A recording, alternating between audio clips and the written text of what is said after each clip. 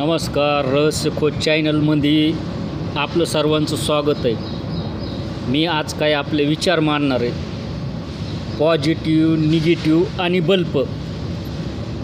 मित्रांनो, ह्या दुनियामध्ये आपण जर दवाखान्यात गेलो, दवाखान्यात गेल्यानंतर आपण ब्लड वगैरे तपासणी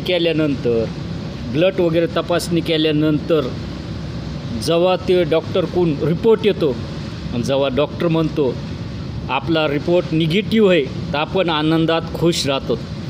आणि जर ते म्हणला आपला रिपोर्ट पॉझिटिव्ह आहे, तर आपल्याला काहीतरी आजार किंवा विघ्न आहेत असं समजतात। तर मित्रांनो, ह्या जीवनातसुद्धा अनेक तऱ्हाचे विचार आहेत। मी तुमच्यापाशी मांडतो आहे, माझा व्हिडिओ पूर्ण बघा व माझ्या चॅनलला सबस्क्राईब करा। नसेल तरी मला काय तुमच्या मनावर आहे। तसंच आध्यात्मिक जीवनामध्ये, ईश्वराच्या जीवनामध्ये पॉझिटिव्ह म्हणजे काय माहिती आहे का? पॉझिटिव्ह म्हणजे आपण जो विचार मांडले जातात, ह्याने असं केलं, त्यांनी तसं केलं, हे असं म्हणला, तो तसा म्हणला, हे विचार काय झाले, हे निगेटिव्ह, ह्यानी कमीलं, ह्याचे नेचर चांगले आहेत, ह्याचा उद्देश चांगला आहे, हा चारित्र्यवान आहे, ते विचार कसे पॉझिटिव्ह। म्हणजे पॉझिटिव्ह आणि निगेटिव्ह कोणकोणत्या क्षेत्रात येतात? तर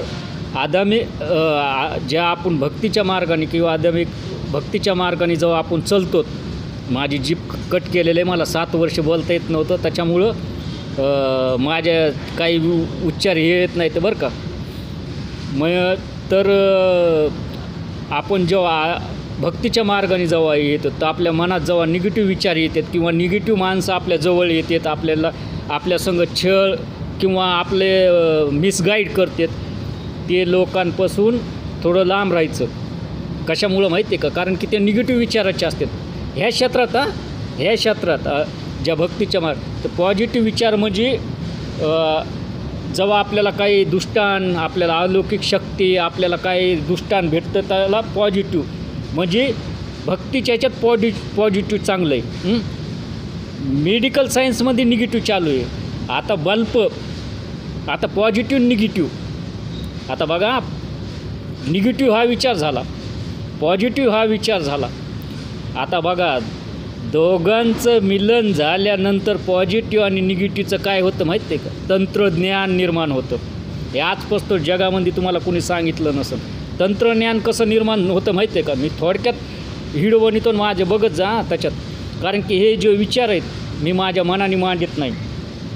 मी एक साधारण माणूस म्हणून या धर्तीवर जगतो। मी माझ्या आईवडिलांचा अत्यंत आदर करतो, सर्वांचाच आदर करतो। मला कोणी काही बोललं तरी मी त्याला उलट रिटर्न कधी बोलत नाही। कधी राग तर मला बी येतो, देवाला राग आलेला आहे, ईश्वराला युद्ध झालेलं आहे, हे तुम्हाला सांगायची काय गरज नाही।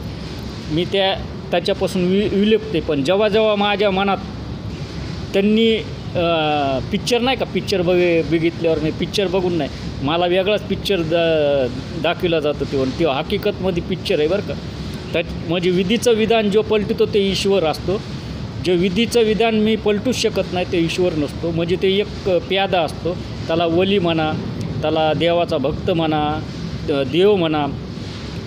तर आता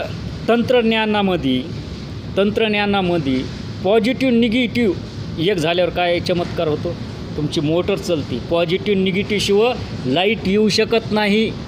बघा, मेडिकल सायन्समध्ये निगेटिव्ह शब्दाला खूप महत्त्व आहे, आध्यात्मिकमध्ये पॉझिटिव्ह शब्दाला खूप महत्त्व आहे। पण इलेक्ट्रिकल जगतात म्हणजे या तंत्रज्ञानामध्ये पॉझिटिव्ह आणि निगेटिव्ह शब्दाला खूप महत्त्व आहे। कारण की पॉझिटिव्ह आणि निगेटिव्ह एक झाल्याशिवाय तुमचं कोणचंही तंत्र चालू शकत नाही। हे जगातलं कोणचंच तंत्र नाही, टावर नाही, मशीन नाही, लाईट नाही। आता तुम्ही म्हणता, आणि माझे व्हिडिओ काही जणाला लागत असते, पण बघत जा। मी कसं आहे माहिती आहे का, मी जगाला अगर मी ज्ञान द्यायला लागलो तर माझ्यावर जळणारे खूप आहेत, पण मी तसं म्हणतच नाही। कशामुळं? ते निगेटिव्ह विचार झाले। कारण की मला मग काम करणं मुश्किल होईल. मी जर काही जो सांगायला सुरुवात केली तर मग काम करणं मुश्किल होईल किंवा काय हे होईल किंवा हे होईल. माझ्याकडे बी फॅक्टरी पाहिजे, मग माझ्याकडे बी काहीतरी जीवनचं हे पाहिजे. जसं कृष्णाकडे बी गाया चारायचं होतं, राम राजा होता. आपले अनेक म्हणजे त्यांचा तर विषय मी इथं घेतच नाही, कारण की मला माहिती आहे काय हे तर जीवनक्षेत्रामध्ये माणसाने कसं हे